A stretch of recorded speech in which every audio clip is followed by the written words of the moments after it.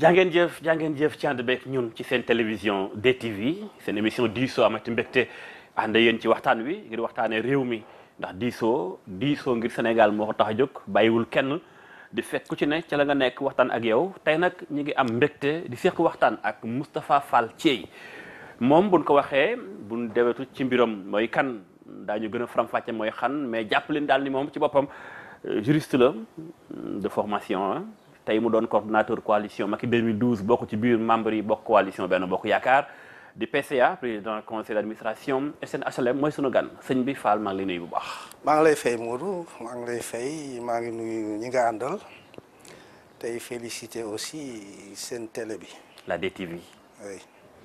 Moustapha il y a de cela quelques années daanaka juróom-ñaari at lay toll muy 2011 2012 yéen. ngeen bokk ñu njëkk a gëm président Macky Sall taxawaloon coalition Macky 2012 bi ñu àggee ci 2012 élection présidentielle seen candidat njiitu APR booba ne ci bopp réewum Sénégal yi fal ko à 65%. tey bu ñu dëgmalee élection présidentielle à 6 mois des élections dana ci baax yéen ñi njëkkoon a gëm président Sall ak programme am jamono yoonu yokkute tey ñu def bilan xam fi ñu toll tey lan la président ku placé nga pour defal ñu bilan boobu tey. président Macky Sall ca rupture président Macky Sall ca bonne gouvernance président Macky Sall ca la patrie avant le parti président Macky Sall ca sobriété mu doon wax mooy gestion bu jaar ci yoon justice am indépendance bu ñu jëlee point par point tàmbalee ci rupture ban jàngat ngay am ci rupture bi président Macky Sall digoon Sénégal yi 7 ans après. waaw rupture yi am na beaucoup de ruptures. xëy na rupture yi mu bëggoon yëpp defu ko mais def na rupture si lu bare donc xam nga programme man programme musuma yëngal lu tax parce que programme c'est une image attrayante du futur da ngay xalaat lu rafet ne lii laay def programme yéene la yéene yomb na gisoo assises yi les assises man bokkuma si woon parce que dama woon du ma amul importance parce que xalaat bu rafet loolu yomb na xalaat loo xam ne xamoo ndax mën nga koo defam déet loolu yomb na donc yëngaluma dem naa rek bi ñuy def ouverture bi parce que dañ maa invité woon une invitation signée par Mokhtar Mbow ma respecté ko fekkee lancement bi mais pertuma suma temps si yooyu parce que image attrayante du futur kooku ñëpp mën nañ ko donc bu di gëm trop programme yi nañ leen di téye ak pincette nañu xam ne lii yéene la yéene nag lépp nga mën a def. saa bu ne mën naa soppeeku. ah ma ne saa bu ne mën naa soppeeku. yéene mën naa soppeeku mën na bañ a am saa bu ne mën na soppeeku mën na bañ a am yéene la rek ki koy def itam s'il est de bonne foi. da siy taxaw pour mu am mais su amut itam ñu xam ne bëggoon na ko. dafa mënta am. président Moustapha Fall lii mbaa nekkul aveu d'échec ci 7 ans bi nga yore Sénégal ak léegi juróom-ñaari at ñu dénk leen réew mi ngeen ni wala bokk nga ni diggé yi président Sall doon def jamono yi 2011 2012 avant ñu koy fal ci bopp réew mi ba ni ko Sénégalais yi fale diggé yooyu day yéene bu rafet la mën naa am mën naa bañ a am. loolu de xanaa boo ko waxoon Sénégalais ba ngeen di campagne 2012 moom Lambaye dina ñaaw. na mu waa Lambaye baal déedéet Lambaye du ñaaw Sénégalais yi bi ñuy wax ak ñoom. Sénégalais ay nit lan ëpp ma leen xam-xam gënu ma leen xam àdduna ah Senghor daan na wax bëgg a dem taxut a dem mën a dem ay tax a dem. bi ñuy wax itam xam nañ ne yéene lan am lii lan yéene réew mi mais ëllëg su fekkee ne am na lu si des. ñu xam ne rek yéene du mët. mais san du benn aveu d'échec au contraire fii amul luñ fi échoué Macky Sall moom jaanam wàcc na waaw moom am na bilan boo xam ne président yi fi jaar yépp kenn mës sa am bilan bu mel ni bilan mais problème bi du foofu problème bi mooy un bilan nag il faut savoir l'interpréter bilan rek doy da nga koy interpréter si maas yi mu dugg maas yi nit ñi. nit ñooñ mën koo def seen yëf mu yëkkati leen. ndax dina yomb bu fekkente ni li nga leen digal lu bay defu ñëw ko Sénégal dañoo fonk naan gor ca wax ja nit kàddoom kàddu daawam na méngoog jëfi renam. waaw bu loolu fekkente ni programme bi mu digoon Sénégalais yi xëy na mënu koo def lu bari. ba nga jàpp ni loolu nekk na problème. ndax de bilan bi dana yomb rafetal di ko sol mbubb moo xam te ne bii lan doon xaar defu ko. bilan bi moom moo rafetal boppam déggoo ma ne la moom jaanam wàcc na. ci ban côté la jaanam wàccee. mën na noo wax ne bilan bi. réalisé na ko à plus de 90%. dama ne la. lan ngay woowee réalisation comme bilan présidentiel. lim def yëpp. comme lim non xam nga du fi naree ne kii lim bilan bi. daa nga waxoon mais yenn point phare quelques. 3 mais dans le social rek par exemple. couverture maladie universelle bii ñuy wax. joué na doxul. bañ a dox. demal ci hôpitaux yi. mais dara fay nan bor yëpp. da ngeen tàmbalee fay. non mais. tàmbali ngeen fay matagul. mais àdduna noonu la sax da ngay tàmbale. heureusement bi ñu tàmbalee. de bi ñu tàmbalee gut. nit ñaa ngi wax mais ba ñuy tàmbalee ba léegi kenn waxatu. ça montre que ni kon. des na. lu bëri des na lu bëri. xaw ma ndax bare na am déet waaye des na. des na ak leneen. bourse de sécurité familiale. da nga ko ciy boole moom itam. oui xam nga ni ko nit ñi gisee ni mu doon du benn. nu mu doon dañ ne bourse waxuñ financement. da nga dégg opposants yi def oui bourse loo si mën a def lan nga si mën a liggéey mais bourse la. aide. dañ la ko bourse la dañ la koo may te seetal ñi ngi koy jox. sauf su détournement amut ñi ngi koy jox ñoo xam ne mënatuñoo liggéey. justement tudd nga baat bi yàq problème bi indi problème bi mooy détournement.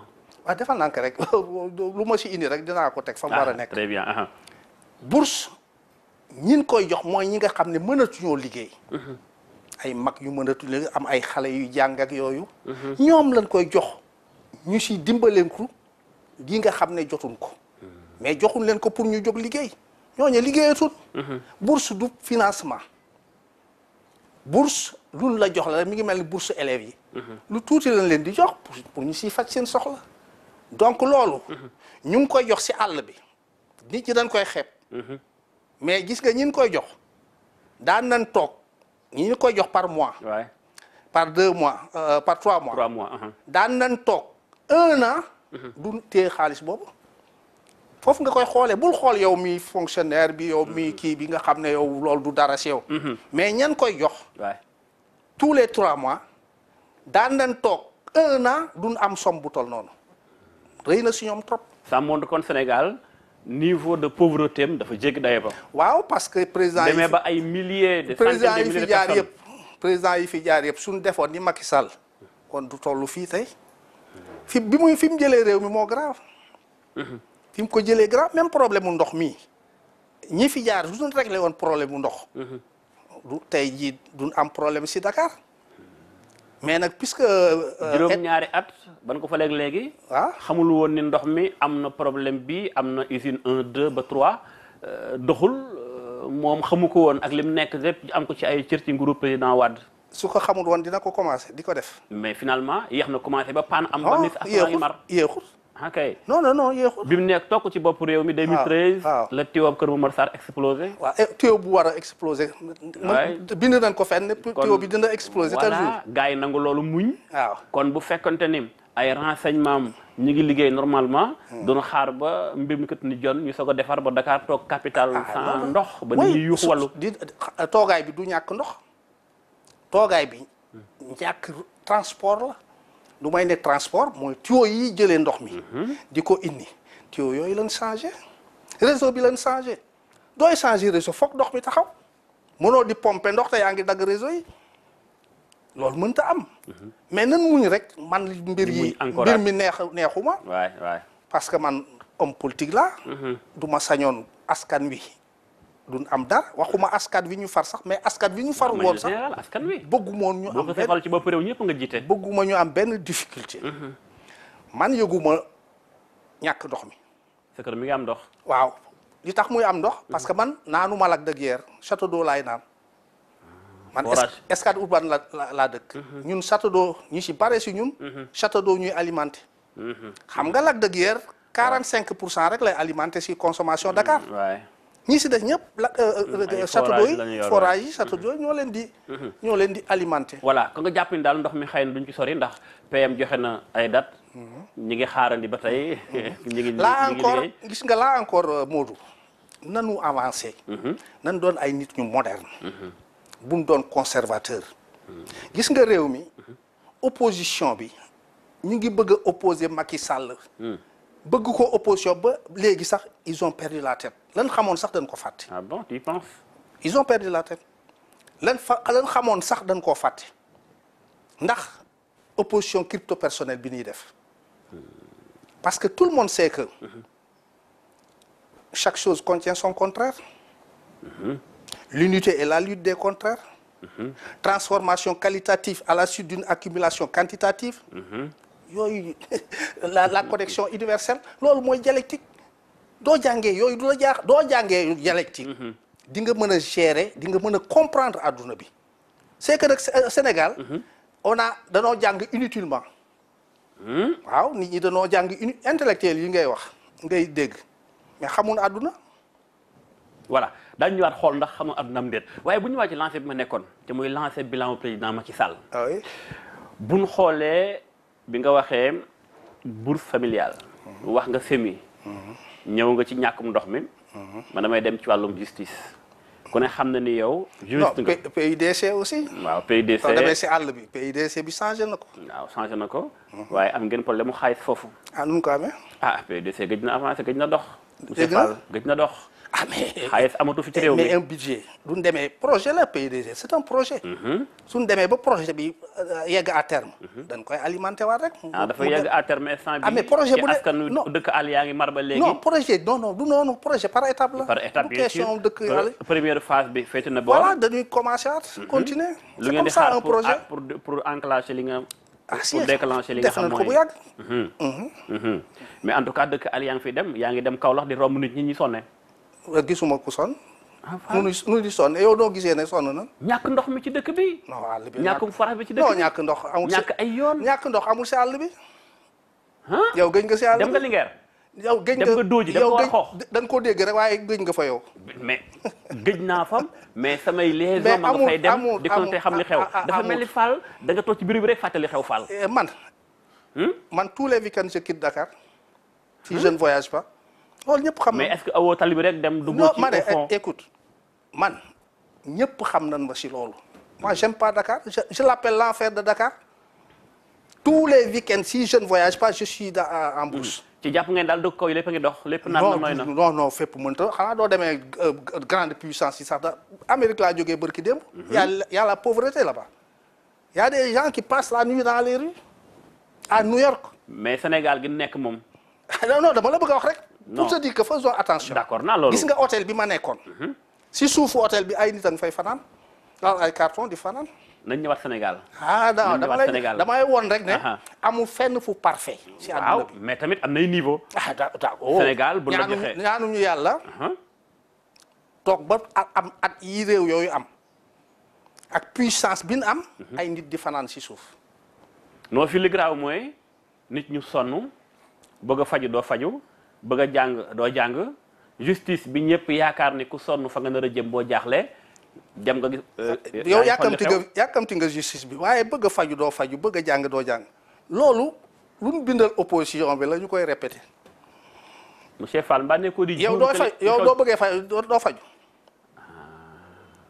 Fall fi nga toll ci réew mi dafa mel ni ma ne ndax yow la bonne information ma ne ndax yow doo bëggee faju di nga faju plateau médical bi mais non bul médecins yi doy non je l'ai posé une question hôpitaux yi doy mais dis donc man de su ma feebaree waaw Sénégal laay toog ndax aw ma pexe mais waaye yéen waa gouvernement bi ku ci feebar dem nga France musuma fajoo France man sax du mooy fee maa ngi ci touche du bois waaw santal yàlla kon waaye ana le ministre sa collègue ministre du ma wax sa collègue mais yaa boo yéen boo ko benn boo ko yaakaar ministre de la ministre des affaires étrangères maanaam le gars mais le gars maître Kaba waaw anamu dara mi ngi si liggéeyam Moustapha Fall Thiey sama question mi ngi jëm wàllum paju Sénégal plateau médical bi ngeen fi nekkee ak léegi juróom-ñaari at gis ngeen ni sénégalais yi ni ma ko waxee woon ku bëgg a faju doo faju bi war ñu bëgg a jànguñu école publique bay fi nekk pour doomi baadoole yi amul doole gis nga ni mu yàqoo fi mu toll nii privé bi déjà ameel ngeen bor plus de 16 milliards université privée yi Sénégal yi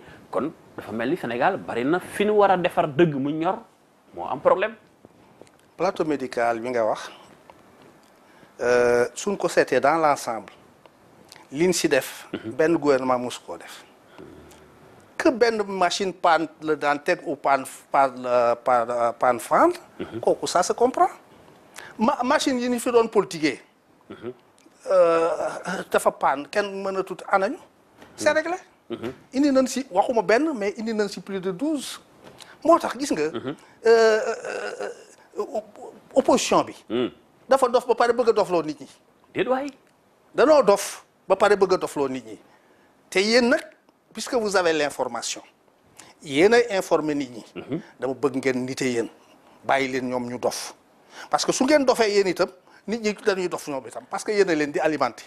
sëñ Fall mbaa ki yaakaar ni ñee dañoo dof mbaa du moom moo aja faj. moo. ki yaakaar ni. ñee dañoo dof. waaw mbaa du moom moo aja faj. waaw mais réalité yi kay mooy wax ki dof kuy toog ba léegi ngay wax yooyu réalité yi kay mooy gis nga da nga leen di dégg ñuy wax benn affaire boo xam c'est dépassé. c'est dépassé. amatul lii ngi fi te loolu réglé nañ ko ba jeex na lu réglé ba jeex loo koy waxati. kon jàpp nga ni problème mu santé moom ak président Sall def ngeen effort bu am solo ay jéego yu am solo. def na si yu am solo. day continuer di si defaat parce que du doy mukk. du doy mukk justement léegi ci wàllum justice Sénégal. ñu bari dañoo jàpp ni justice moom fi mu toll nii que ñëpp masaan a jaaxle fa nga war a jëm. te léegi amatul confiance bu am diggante justice sénégalaise bi ak askan wi am na rupture de confiance lan moo xew exactement. te président Sall ñëpp jàppoon nañu ni. dana jox justice indépendance ni mu ko waxee woon. li xew xam nga lan la. justice mu nga fa mu ne woon ba léegi. waaw te nañ leen respecté. ay nit lan du c'est pas parce que magistrat lan waaye sax en tant que personne rek. dañ leen war a respecté. nit rek nit simple comme man rek. kenn waruma xool di ma wax tu es corrompu. dul jaadu. sàkkaatumaak du ñuy wax ne kii magistrat la ñu dénk ko àtte réew mi. mais lu indi loolu. li ko indi mooy Karim Wade lan jàpp tëj Khalifa Sall jeex na. ñoo arrosé Sénégal ñoo génnee woon alal di ko jox nit ñi. ah bon waaw. Macky Sall dafa ubbi chantier bu jafe jàpp Karim Wade. lu rëy ngi noonu. waaw rëy na trop kooku li ñuy wax ku rey mbuum des sax. kooku moom ku ko def. fokk réew mi yëngatu. Karim Wade. puissance am nekkoon doomu réew mi ñëpp foogoon na ne kenn mënu si moom dara. ñu jàpp ko gis lam doon jalgati ñu jàpp ko sa lam doon jalgati tëj ko kaso. ñu marche daan naa leen wax mën ngeen a marche mën ngeen a féey mën ngeen a naaw mën ngeen a daw mën ngeen a raam waaye décision de justice teg mooy génnee Karim Wade ci prison bi pression yëpp def nañ ko. la nga waxoon moo am. moo am. danoo koo téye ba mu neex mu ñaan grâce ñu may ko te c'est clair daan naa wax dafa ñaan grâce ñu di ma weddi Souleymane Ndéné Ndiaye wax na ko nee moom la yónni woon nit ñi xamuñu kaso neexut. Karim Wade sëñ Fall Karim may ma tuuti ma yegg Karim Wade lam doon daj moo ko xam bés bu jot mi ngi doon yónnee bés bu jot mi ngi doon def ay démarches pour génn moom duñ ko ne woon suñ la génnee yóbbu la kuli korot sa benn néeg tëj la fa itam dootoo génnati mu ne waaw génnee leen moo tax doo gi ñuy wax da exil la déedéet du exil clause yi la mais Karim Wade ku ko xam ne doo la daan nekk toujours fa la daan nekk vacances c'est pas pour rien toute sa famille nekk fa léegi alors suy génn ne fii laa bëgg ngeen yóbbu loolu sax c'est-à-dire génn bi buur ba si la bokk buuru Qatar si ñi doon ñaan si la bokk kookoo ñaan ne mbay leen ma biñ demee ba ne dinañ ko mu ne jox leen ma ko ma yóbbu ko suma dëkk ñu jox kooku moo ñëw dañ siy tudd di si tuddaale procureur bi mais procureur xaritu buur bi rek la mi ngi mel ni tey jii Macky Sall woo benn procureur boo xam ne xaritam la du yëfu liggéey leen boole waaye xaritam la mu yónni ko mission fenn yooyu rek la mais da ngay dégg ñu graawal ko def procureur da ko jël si guddi ñu tëj internet bi c'est pas vrai tout ça c'est des mensonges. voilà sëñ Fall indi nga lu bare ci mbirum Karim Wade mais ndax nekkul nga baal ma ci kàddu gi gàcca bu fekkee tey waa pouvoir baa ngi bàkkoo naan Karim Wade ñoo ko tëj kaso ñoo ko yóbbu prison nga wax sànga ni kaso dafa metti kon dafa mel ni metti gi metti ci xëy na yow nga xam ko en tant que acteur politique bu Sénégal ndax du kersa dëgg bu ngeen xoolee seen doxalin ci xam ne ay rapport mi ngi fi épinglé ñu bokk ci yéen tudd leen ci ay mbir ña nekkoon ca liste créée Aliou Ndao ba ñi daw ñëw ànd ak seen nguur kenn waxu leen dara ndax ba tey du kersa mu am kenn kook wala kook dafa opposé ba tey rek tax mu nekk ci prison bi mel ni kon léegi Sénégal kumba am ndey kumba am ndey moo fi nekk loo mën di def li fekk ànd nga président Macky Sall doo am problème waaye boo defu dara sax ak lu mën di xew boo àndut ak moom dem kaso loolu ndax mooy un état de droit dëgg-dëgg. loolu waxu opposant rek la kumba am ndey ak kumba amul ndey. ndax nekkul ay fait yu am réalité bu am Sénégal. kumba am ndey ak kumba amul ndey ñun su amee Sénégal xam nañ si dara ñun ñu nga xam dañu daan masse courant xam nga Karim kenn maasu ko courant. waaw ñun dañu daan masse courant dañu daan torturer ñun lañ daan exilé ñun lañ daan génne réew mi ñun lañ daan taq ñun la daan bëgg a jàpp ñu taw génn réew mi yooyu kenn duñu ko jàngal li fi am ak li fi amul xam nañ ko dara du fi gan Karim Wade ña ne sa prison bi moo leen gën papaam bi mu ne cëpp jël nguur gi jàpp na ñaari cadre PS jàllu leen sant ci kaso bi leen dee kenn ki Ndar la dëkk seeni tur naka la jàllo ba nag jàllo non xam nga peut-être ay doomam mu ngi may déglu jaru ko non c'est important dama la bëgg a wax rek li ma wax rek doy na ñi xam nan ñooñu dañoo dugg feebar ñaan ñu pour ñu génne leen ñu faju ñu bañ ban dee ci prison bi nii la inauguré ñëwam ci pouvoir jàpp Mbaye Diouf bu Thiès chemin de fer ne ko ràpp ci kaso bi ba Mbaye Diouf d'accord ne dina leen liggéeyal ñu génne ko xam nga li dara du fi gan amu leen dara lu mën a reprocher régime bi c'est-à-dire am na lu ma dul d'accord oui diwa ko doon def naa ko def déedéet diw du doon def lu bon bul ko def defal lu baax yow loolu laa d'accord. Sëñ Fall léegi nag sa question Karim. dafa am loo wax léegi dama ci bëgg rebondir sànq da nga wax ni yéen lan daan jàpp bi ngeen nekk opposition di leen masse courant di leen yóbbu prison bàyyi bëgg leen jàpp ngeen daw gën réew mi kon président Macky Sall dafa ñëw pour fayantoo muy lu dangereux ci am réew. fayut parce que fekkeewul loolu Macky Sall kenn mësu koo jàpp ba di ko masse courant. mais ñi ànd ak moom yéen a ko fekkewoon yéen a ko fayloo. ah non pourquoi ñu koy fayloo. loolu lay nuru. non du loolu nag. man moo am exactement xam naa si dara man. nee nga loolu lay nuru du loolu. nuru na ko trop. du loolu nag. lan la kon léegi. dara li nga wax si Karim Wade dafa gën ña nekk sa kaso ba Karim Wade li mu def ñëpp gis nañ ko moom la ne woon mooy le ministre de la terre et du ciel ak li si diggante bi. Cheikh Oumar Anne dafa gën. mais ba tuuti waaw ma bul di yàkkamti yooyu du dara yi ngay wax nii mën naa koo régler bul may yàkkamti. yow doo tegee rek dinaa la defal émission bu baax. allez-y. moo nekkoon ministre de la terre et du ciel ak li si diggante bi. lu Macky Sall doon booba.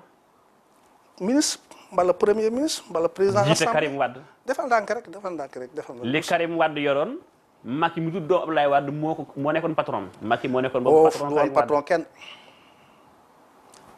du patron kenn. Macky du woon patron Karim.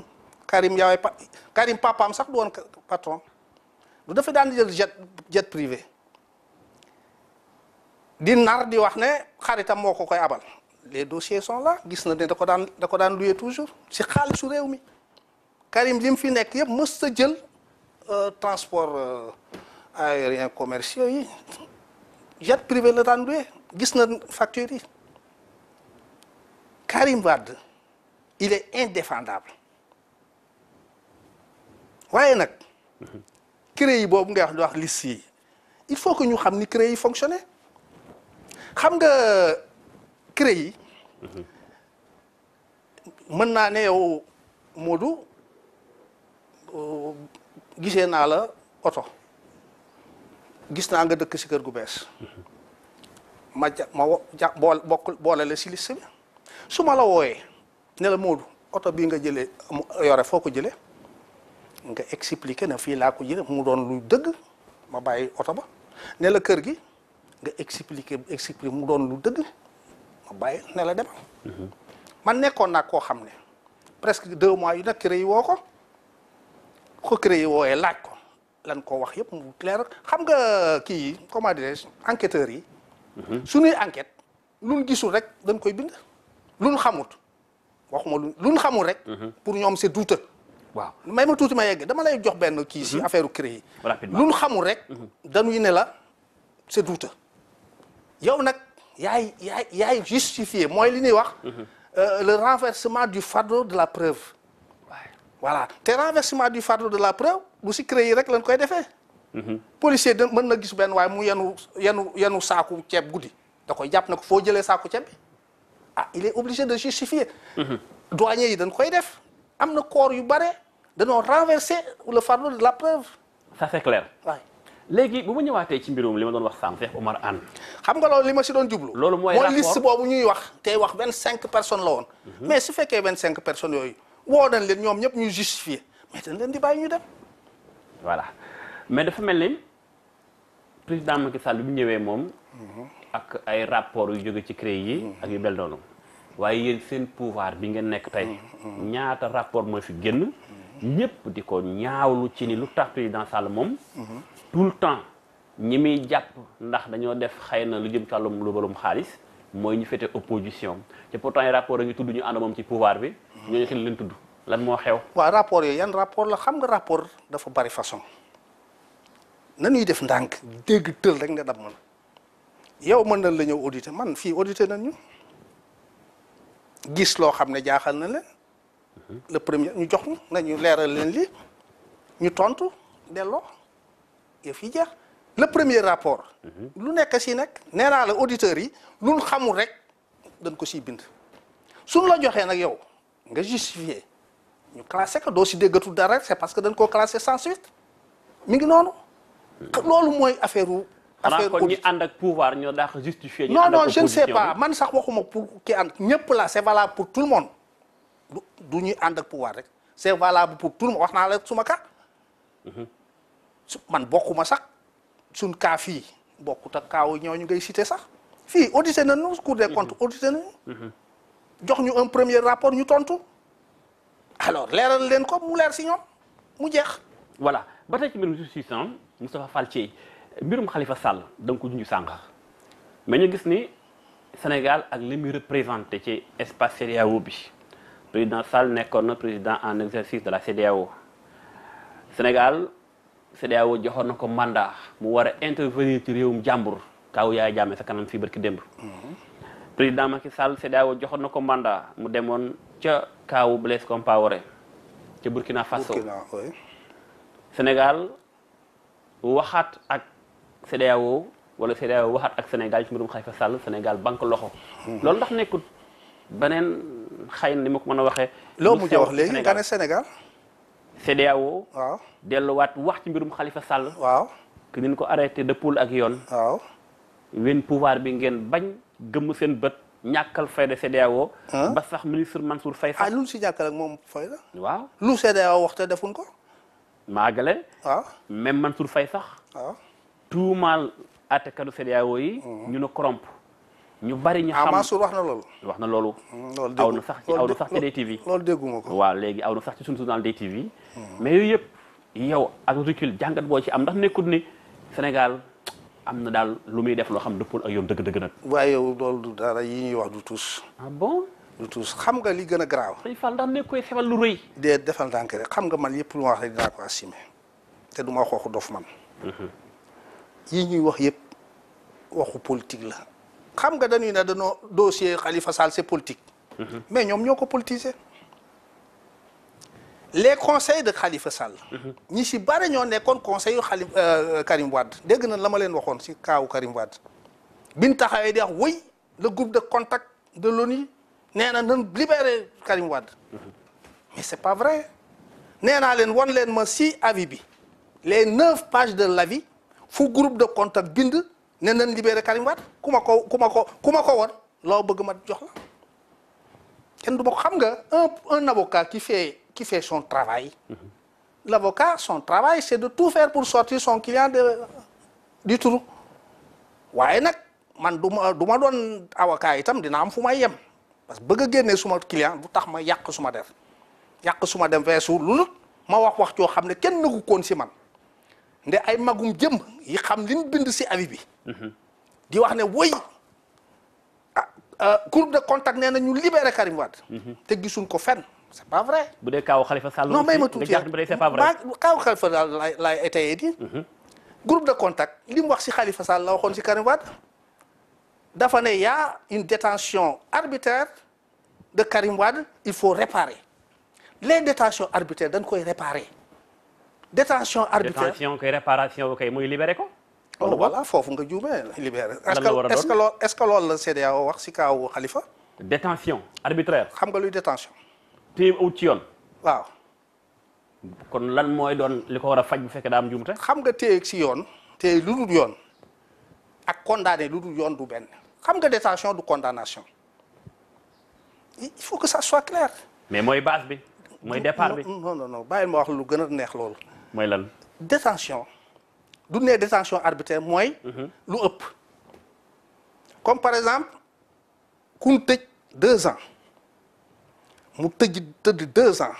suba lay 2 ans ñu ba ko fa ba gannaaw suba rek détention arbitraire a ngoog ëpp na ñaari fan sàkkaatuma ak suñ ko fa bàyyee ay weer mbala ay at loolu détention arbitraire mooy lii nekk si avant procès bi ak après procès bi détention provisoire du procès du condamnation mooy fi ñu la téyegum ba ban lay juger le cas de Karim Wade dañ koo téye jox ko mise en demeure muy tontu 6 mois ñu joxaat ko beneen 6 mois boobu nag le groupe de contact ne c'était pas normal daal di ne il faut réparer d'ailleurs li groupe de travail wax sax laa gën a dégg ne li CEDEAO bi wax parce que une réparation d'une détention provisoire ñaari façon réparation am na réparation pécuniaire da ngay joxe xaalis mooy li CEDEAO wax. am réparation déduction de peine. gis nga may dama lay wax lu importance. rapidement. bul di yàkkamti parce que doo dégloo rek di nga xam tey fii. parce que dafa am loo wax loo xam te ne bi d'accord ma ci ak yow. waaw après nga wax bëgg nga daaneel ma ñëw ci loolu. waaw après nga wax bëgg nga wax rek du tax ma daaneel te waruma daaneel de. mais tamit dafa am timing bu nu am aussi. oui mais c'est des questions nga wax une heure temps bépp. c'est des questions importantes. ñu gën a pragmatique ci réponse bi. gis nga détention arbitraire suñu la tëjee déduction de peine la ñuy def comme c'était le cas de Karim. Karim était condamné pour 6 ans détention bi arbitraire lam gën a bare 6 mois la woon. danoo war a jël 6 mois defalke ko si 6 ans yi loolooy réparation mais ma tuuti su fekkee ne dañ la libéré dañ lay fay xaalis donc même CEDEAO nii mu def du noonu daf ñoo waroon a bàyyi rek nañu réparer. ça fait que may ma tuuti ça fait que ñin si tëj ñu dindi ko seen peine ñin libéré ñu fay leen xaalis mais CEDEAO fan ngeen gis ñu ne nee na ñu libéré Khalifa Sall. d'ailleurs bañ na ba wax na ko nee na man duma 3e cour su ma cour de comment dire avis groupe de travail bu ONU si kaawu Karim Wade moo ne su ma yoon si condamnation bi loolu taxumaa jóg danoo waxal groupe de travail ba mujj gi seen directeur ñëw Sénégal jox benn journal interview ne ñu ngi ñuy wax loolu waxut ñun condamnation 6 ans bu Karim Wade suñu yoon nekku si ñun détention provisoire bi ñu ko def rek moo ñu intéressé loolu lañ demandé Sénégal mu réparé. voilà sëñ Fall bi ma déggee ci kaawu Karim Wade bi ci ñëwaatee kaawu Khalifa Sall yépp mooy ay kuréel yu nekk ca bitim réew.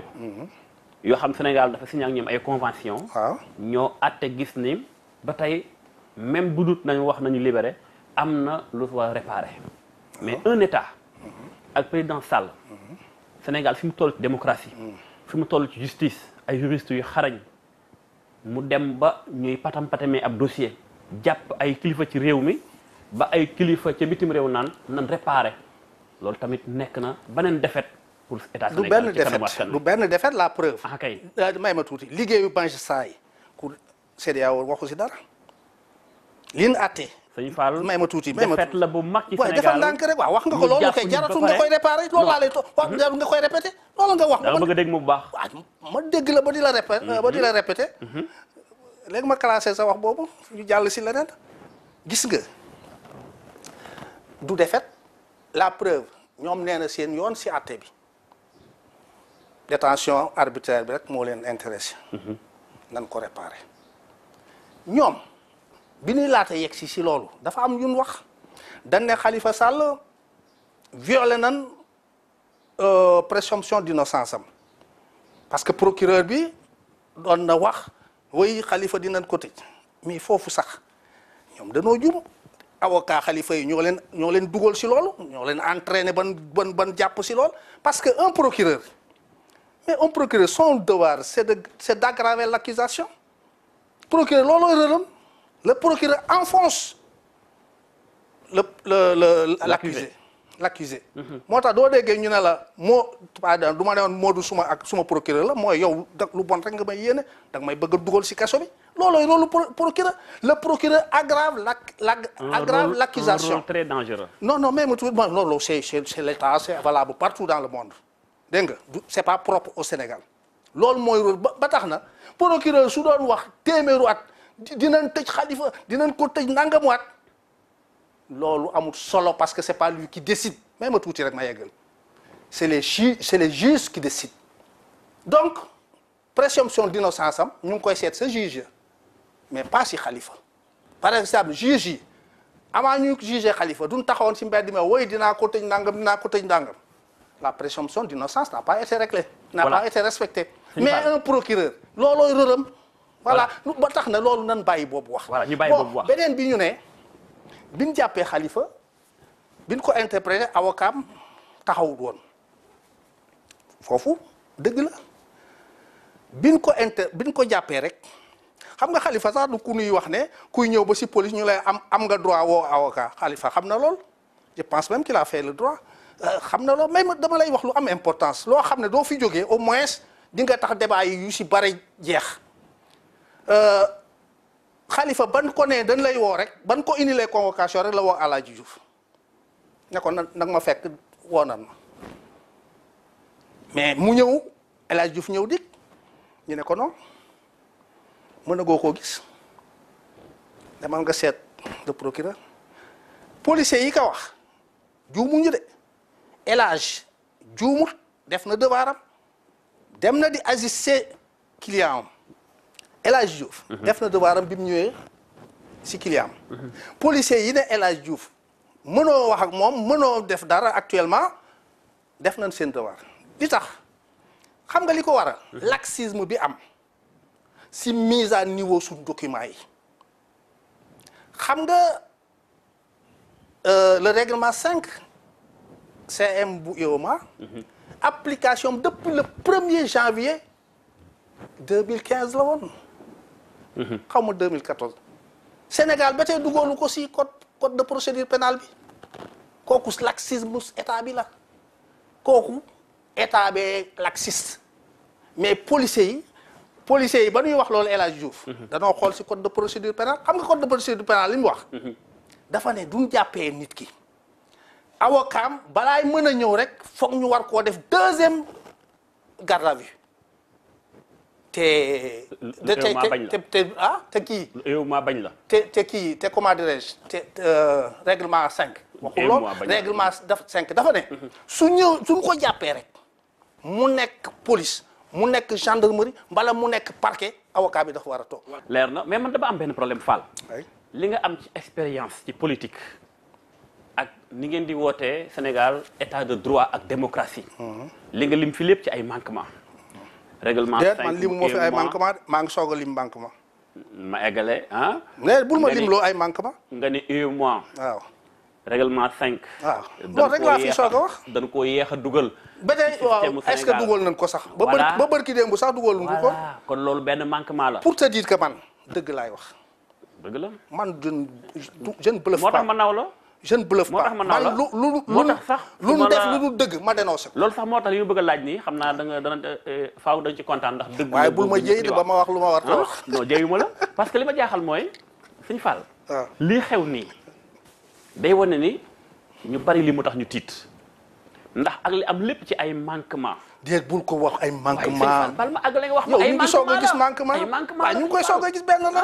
mais est-ce que état buy dox ci dëgg kilifa gi ko jiite doxal dëgg li ko wër ci équipe am administration magistrat justice bi li ko wër lépp ñuy limal Sénégal lii ndax nekkul ni kon yéen ni ngeen yore réew mi ngi dox jëm ci danger ndax du ngeen respecté justice ni war a doxee dëgg-dëgg.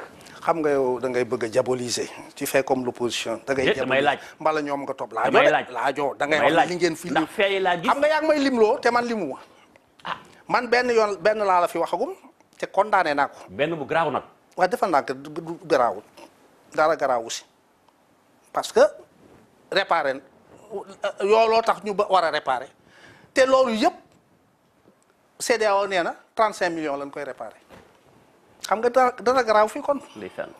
CEDEAO état bu nu condamné muy réparer. mais après. gàncax mënut a mais c'est le dernier moom lañ mujjee condamné état bii moom lañ état yu ko mag foofu la ñuy condamné bés bu jot et puis li ñu wax. jurisprudence doo waxee léegi ñu ne jurisprudence de diw jurisprudence su Mamadou Tandian lañ joxe ne dañ ko war a libérer parce que CEDEAO si Mamadou Tandian dafa ne libérer leen ko daf koo wax noir sur blanc mais Khalifa Sall dafa ne réparer leen pourquoi mu ne Mamadou Tandian libérer leen Mamadou Tandian dañ koo def coup d'état le 18 février foog naa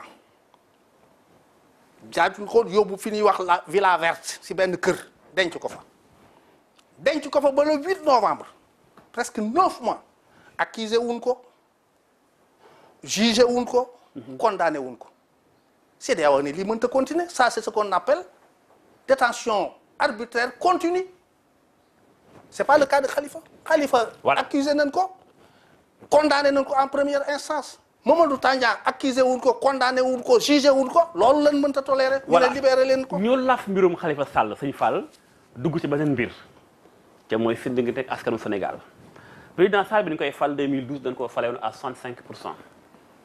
li mujj am ci élection 65%. li mujj am ci élection.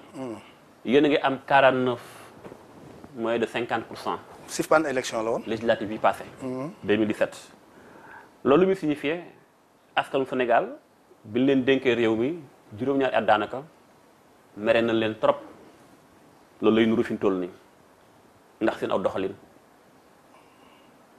xam nga yow soo continuer di wax nii. doo moytu di nga mujj def ay vidéo yooyu itam di dal si nguur gi comme ni ko sa yenn collègue di defee. damaa yóbbante laaju askan wi. daa la yóbbante parce que yow li ngay wax man gisewu ma ko noonu. loolu laa bëgg a xam moo tax ma laaj la ko loo gis. répéter sa question. en 2012. waaw dañoo fal président Macky Sall. waaw à 65%. 2017 yi passé. waaw législative ngeen am 49 virgule quelques %, moins de 50%. waaw ça montre que bi leen dénkee lépp réew mi ci jëmtukaay. li war a am bu amoon ba askan wi seen bilan neex leen xanaa kay kun dénk juróom-ñaari at jox la moyen nga war a liggéey da nga war a liggéey ba 65% ba nga amoon sax nga am lu ko ëpp bu fekkee amul leen ko askan da leen a mere génn ci seen programme. voilà c'est-à-dire foofu itam li ñu si wax su simple la ñu ngi méngale élection yu bokkeewut Ablaye Wade bi ñu ko falee en 2000 lam amoon presque genn wàll gi la am sa législative ba njëkk a ñëw Macron mi ñuy wax bi ñu ko falee ba pare lam amoon mëtul sax genn wàll gi.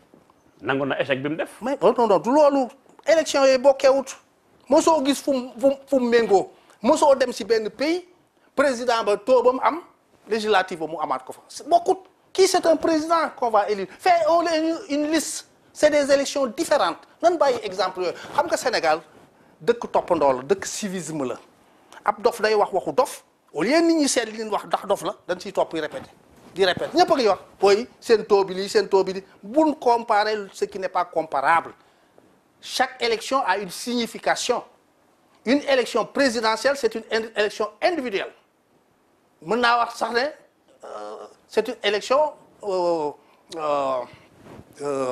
personnelle or une élection législative des élections législatives c'est une élection de liste yow mën na noo dugal ci liste yow mën nga maa gis ci liste bëgg maa hôtel mais nga gis ci Samba daan ne du ma ko wotelee Samba jàll nga bañ maa woteel sax voilà mais loolu non attends loolu mooy lan. ça signifie que loolu mooy lan ça signifie que ñi ànd ak président Macky Sall. déedéet non non di ko représenté ci ay goxu Sénégal ça ne signifie pas parce ndax mere gu mere que président signifié Sall loolu li mu signifié mooy élection yee bokkut yee élection presque uninominale la mooy présidentielle kii élection de liste la nañuy comparer li ñu ko te mësu te maa koy wax keneen ku ma mën a weddi na ma weddi doo dem si benn réew président ba taux ba mu am présidentielle bi législative ba ñëw mu am ko amul fenn kon nag wax boobu nañ ko arrêté. day fekk askan wi. non non du question du loolu du loolu non non du Hmm? loolu yooyu sam defal ndànk da du loolu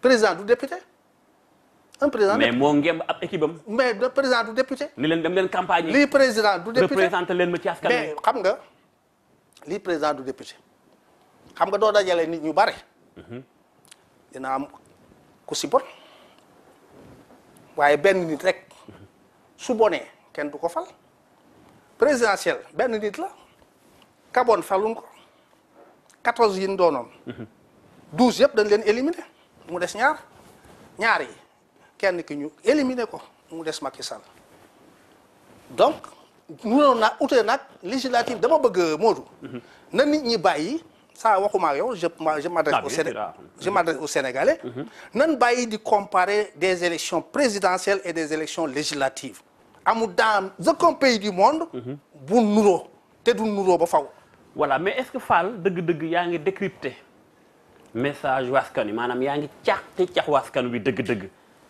ndax bu fekkente ni jàpp nga législative du président Sall waaye ay lieutenant lañu ndax nekku ni dëgg-dëgg rek bu fekkonte ni président Sall bilan satisfaire na askanu Sénégal wi ko faloon ndax kon ay lieutenant buñ taxaw di ko représenter rek duñ mën ni kat kii mi ngi jàppale Macky Sall te Macky doy na ma li fi def doy na ma ndax nekku yéene ci erreur pour bañ a décrypter message askan wi. du loolu da du message bi xam nga fi ñu koy négee moom si bilan bi nga wax bilan bi moom lay servir waaye du servir ay lieutenant négul dans 6 mois di nga xam ndax on continue à lui faire confiance ou bien dañ koy sanctionner mais si élection législative encore une fois te laa ñi def science politique xam nañ ko c'est incomparable kenn waru koo comparer ak présidentielle.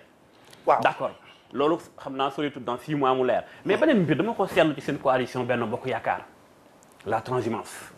waaw ñi àndoon ak président Wade mi daanu ñu ci bari léegi moom la président Sall jël récupérer leen am sax ñu wax naan recyclage ngir ñëw loolu yow mi nga xam ne yaa samp ànd ak coalition Macky 2012 laataa ñuy créé Benno Bokk Yaakaar ngeen njëkk wóolu président Sall noo gisee loolu. waaw xam nga transhumance ni ñu koy waxee da nga dégg ni ñu koy waxee am na lu ñu tuddee transhumance sax te du transhumance parce que transhumance duñ ko jëlee si jur gi dañ ne jur gi daa nekk fii di lekk si ñax mi di lekk si ñax ba ñax mi jeex mu dem fee am ñax di fa lekkat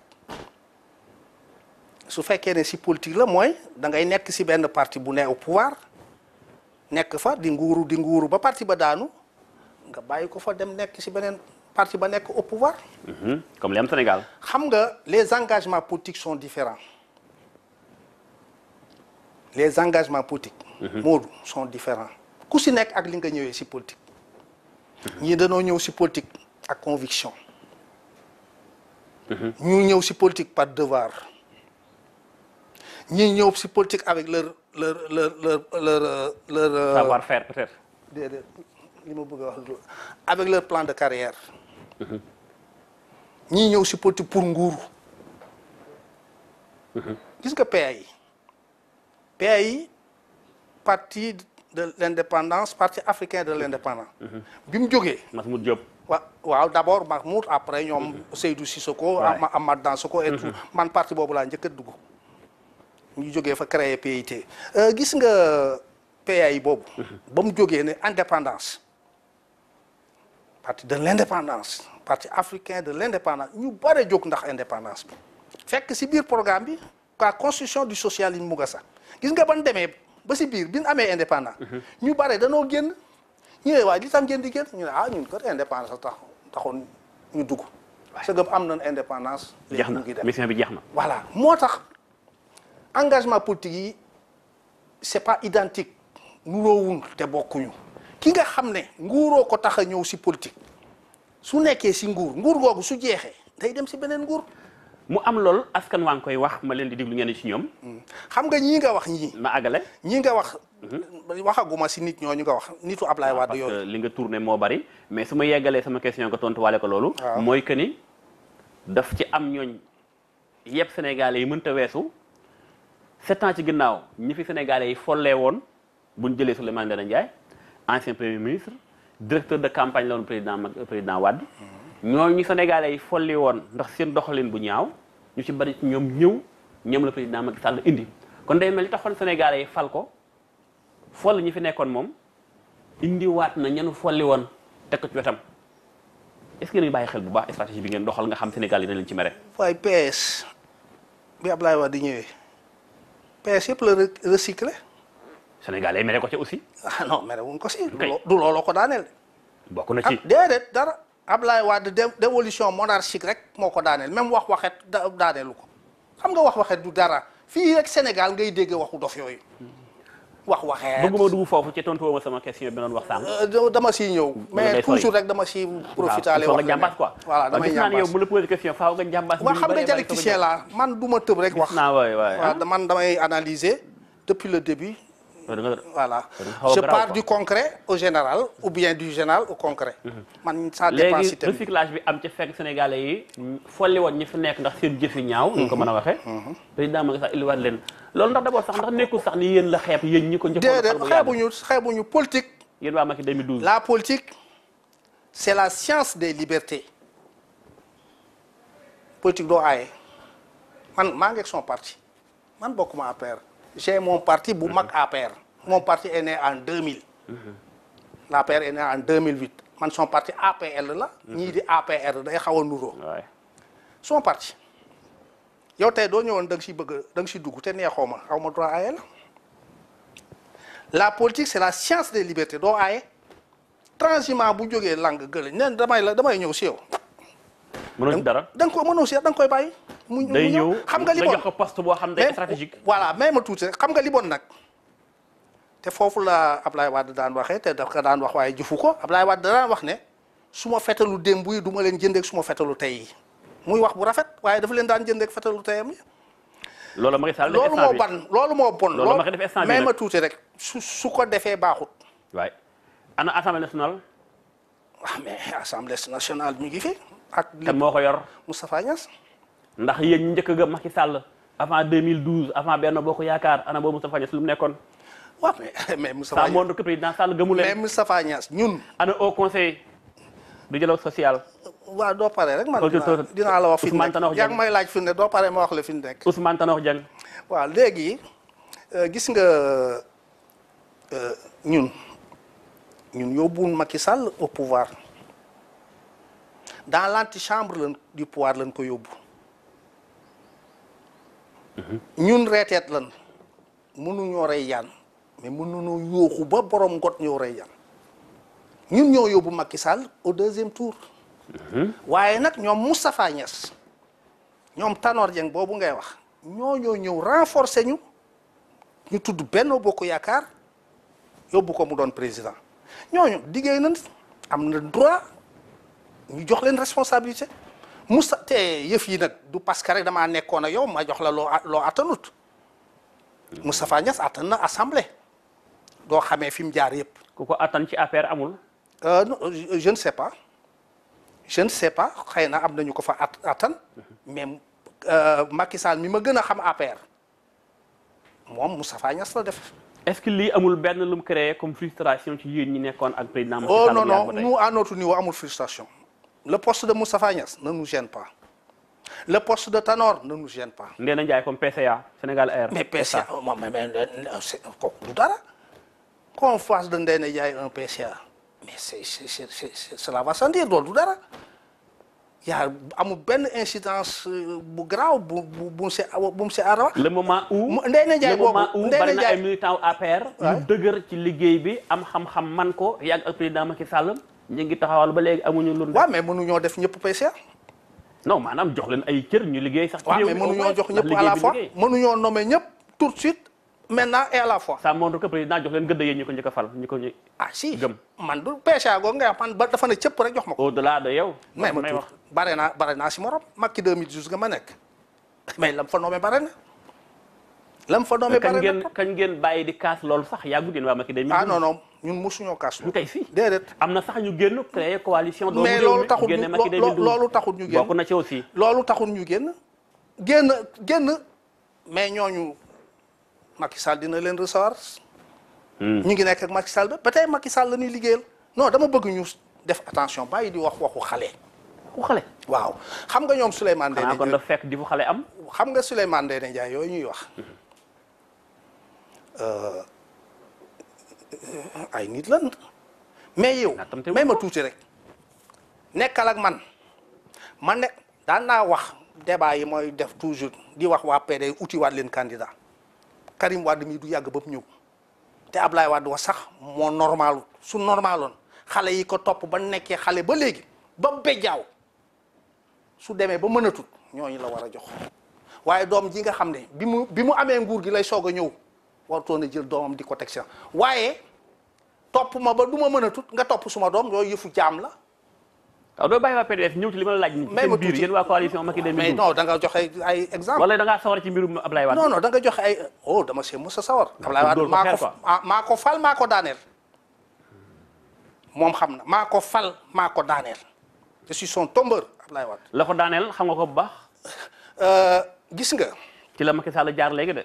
mooy indi ay mbokkam. waaw d'accord yooyu yëpp. da ngeen koy tuumaal naan monarchie la bëggoon indi. doom ji waaye président Macky Sall mi ak famille am moom. yooyu yëpp rakk ji goro bi. nijaay yooyu yëpp dina leer su fekkee ne la ko daaneel mu ngi koy def dans 6 mois dina leer ndax dina daa doom. dernière question pour ñu jeexal émission. dama bëggoon wax tuuti si ñoom Souleymane Ndéné Ndiaye. non foofu kay. déedéet ñu jeexal temps bi non ñu ngi leen di xas. te warul leen a xas. topp ma ba mënatuma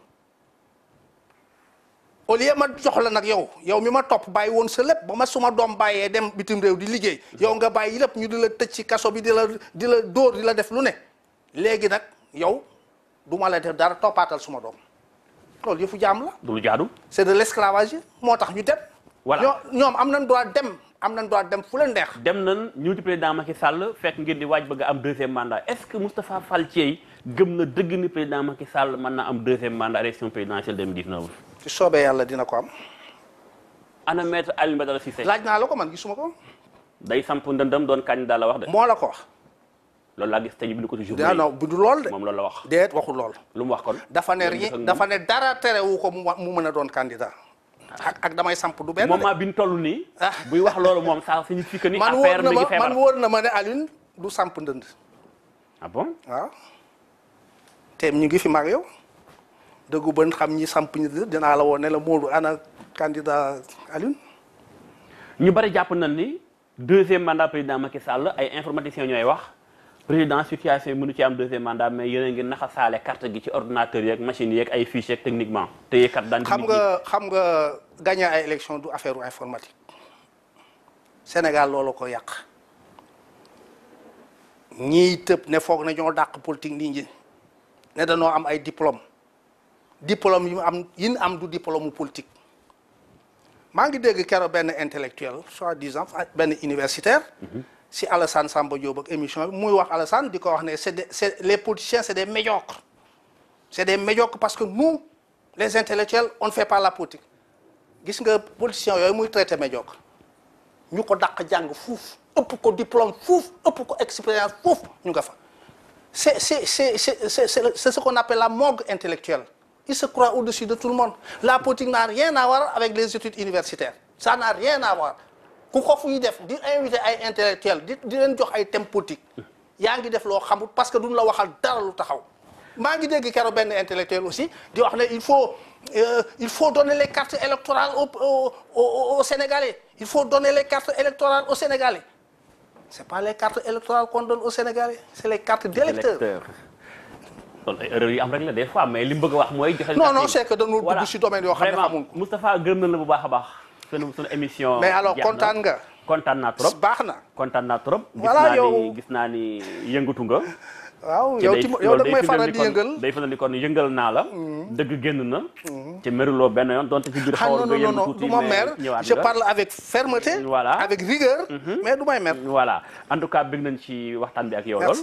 moi aussi di la jox rendez-vous incha allah yeneen plateau incha allah. merci. kon gërëm leen yéen ñu ànd ak ñu seen télévision DTV seen émission du solo ak sunu gan Moustapha Fall Thié bokk ci waa coalition Benno Bokk Yaakaar coordonnateur Macky 2012 PCA SN Asalem nekkoon sunu gan kon incha allah beneen talaata ak beneen invité yeneen sujet ñu ngi di ànd ak suñu programme ci DTV ak seen émission du solo merci beaucoup sëñ Fall. merci. gërëm naa la bu baax. à la prochaine merci beaucoup merci. merci.